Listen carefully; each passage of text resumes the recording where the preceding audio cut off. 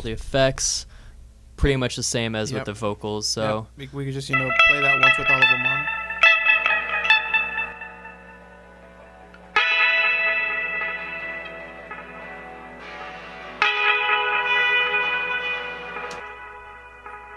Yep, so that's pretty straightforward. There's another guitar fill thing here that comes up. I sent it to its own bus just because, again, it does some of its own things. Let me see if I can just solo this over here. I don't even remember which part this is.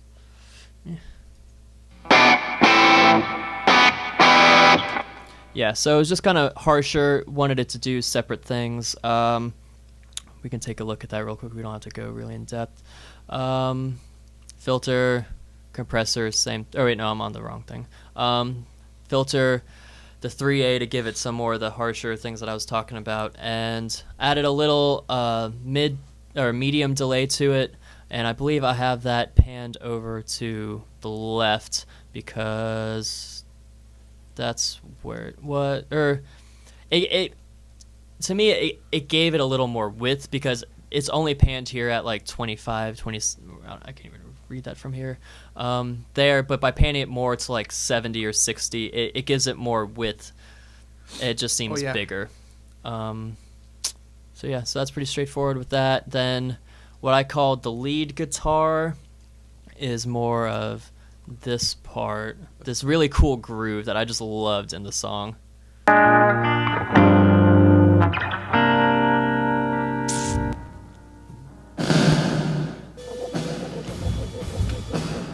You know what? I have that muted. That is not coming through, which is why that is not working. Sorry guys, can you tell us my first time?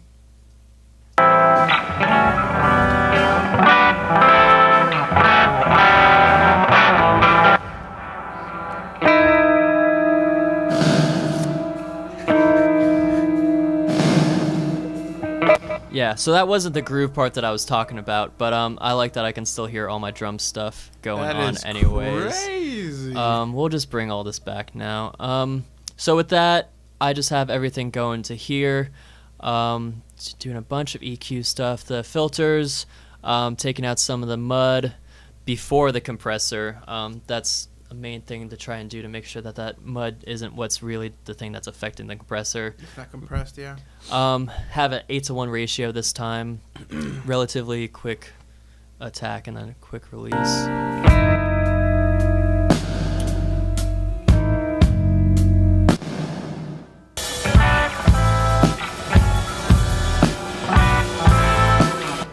Yeah, so in the loudest parts, it's doing the same, like 2 dB, probably gets up to 3, 4, and then that delay's still going. I love that thing.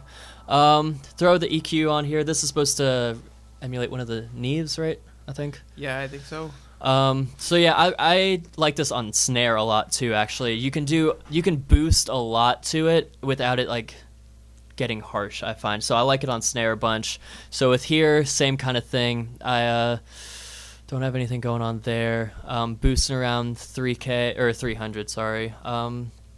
Same thing, boosting around 8, then 2K, and so yeah, just doing a bunch of boosting. I did all the cutting before the compressor, so we'll just bypass this. So yeah, it's a nice warm sounding EQ.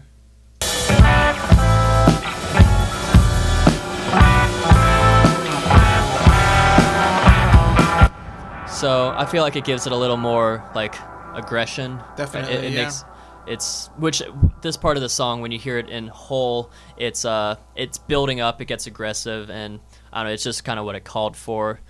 The effects, just more of the same. I had the medium delay back in again, and so I can just run through all this really quickly, just bringing everything in so you can kind of hear what it sounds like.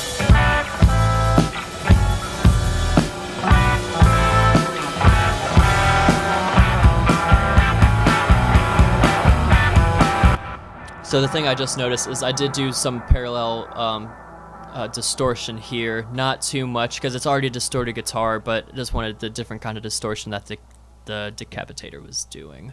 So, yep, that's pretty much it with that. Guitars were pretty straightforward with that. Now into the synths. which they had a lot of cool synths that did some atmospheric things, add a lot of texture to the song, and kind of go through it one by one. Didn't do a whole lot of processing here. Yeah. My main thing here was with the panning that I think you mentioned in the first video. This is crazy, folks. Basically, I don't think we're really going to go through a bunch of the plugins. We have basic. We have a couple compressors, basically some filtering, your basic stuff in terms of compressing a synth. Again, he's going his latver wide EQ. You would call that. What we'd want to go through here. This is more of a production and a mixing thing for the synths. We're gonna go through his wacky panning logic. So if you want to open up the automation field here, show the good people what they came to see, and it seems like I forgot that shortcut. Oh, hello. Some wacky automation, guys. Let's see. Cool. And then that's volume. That's mute. Pan. All right. You see those squiggles right there on that third?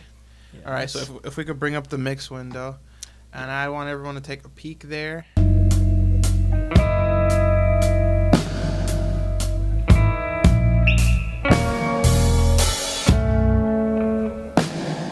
Here it's a very subtle effect. It's kind of faking a pan man. Oh, there's that. The Sound Toys plugin, and you can really tell that it's going aggressive. And if you want to talk about a little bit about what you were trying to go for. Yeah, with this one, I kind of forgot that Pro Tools had like a stock plugin. I don't have the Pan Man one, so this one I was kind of automating it, just writing it in.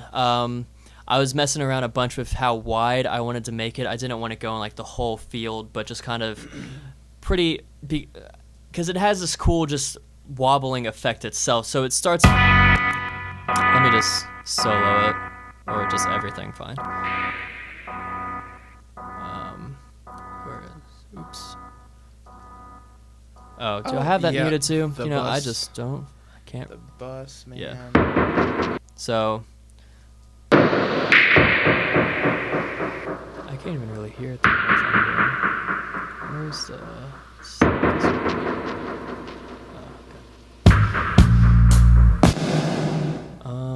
Yeah, something's wrong here. Yeah. Let me go in here and check real quick. Yeah, go for it. Do you have Decapitator on it?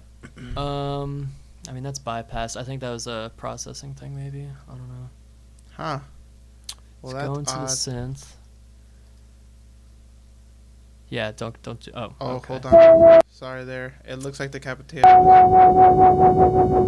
There you go. We can so at least that gets that. The Decapitator was distorting it a bit. Well, this is... Yeah, you can't undo that.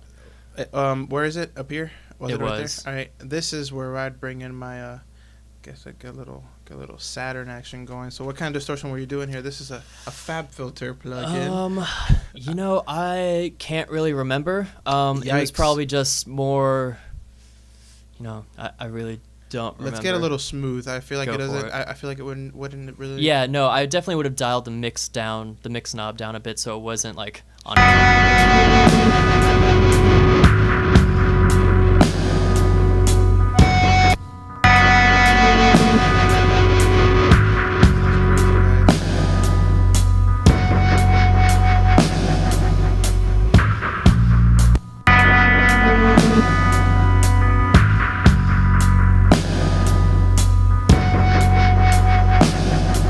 That sounds a little bit on the overkillish side in terms of the distortion, but what you were going for was to just fatten up the synth sound, right, and then move it around the listener's head. Yeah. So that's what the panning was too, just moving that around.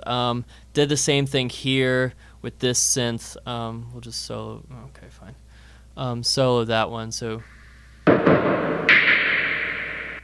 that's what it's kind of like, and then it just. That's the part where it just builds up in the song and is going more.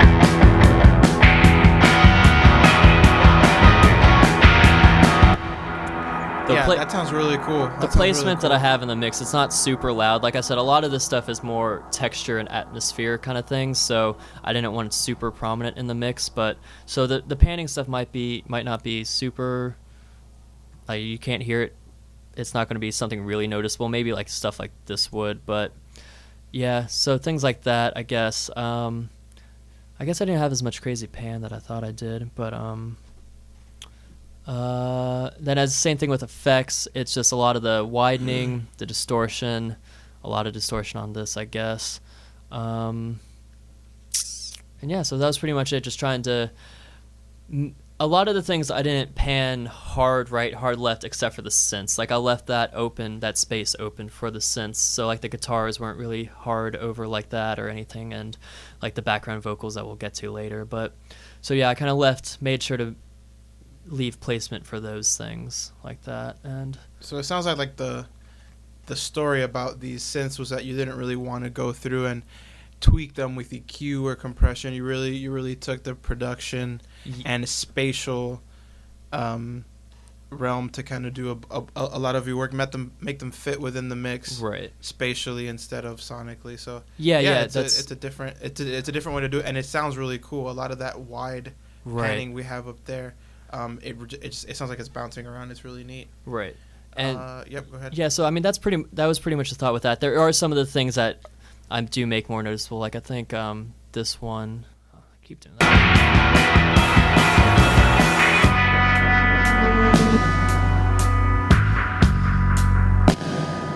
Yeah, so some of the things like that. There's also I think it's the beepings up here. One of the things. Let me if I. Where is it? Yeah, down here. So you'll hear at this part of it there's like this almost like heartbeat monitor kind of beeping thing, and at this part of the song it's just like increasingly getting more and more intense, and so I wanted that to like kind of just rise up throughout and kind of just add a lot more stress to it, so you'll kind of hear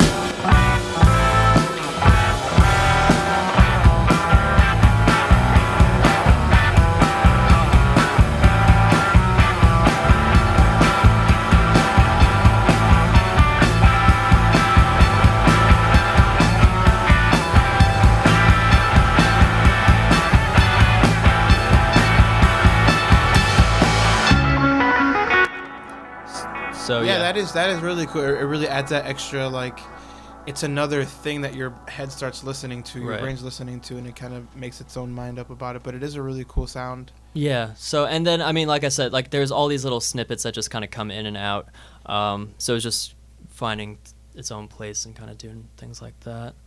But I think that's more or less it with the instruments. Oh, there is the xylophone track.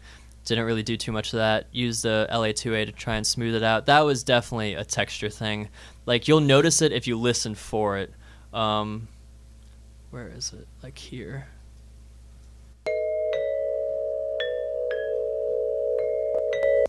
So let's on solo and play that. Yeah. Even there, you really can't hear it that much. But in these parts where it gets quiet, like...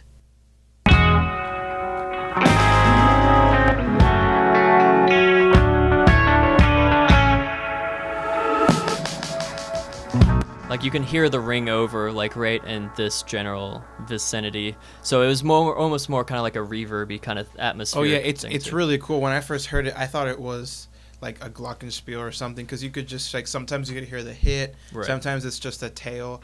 So it's a really cool another just ambient piece there, kind of like I don't know, some other ambient percussion instrument. So I feel like we're in a good place to kind of leave this video off where it is.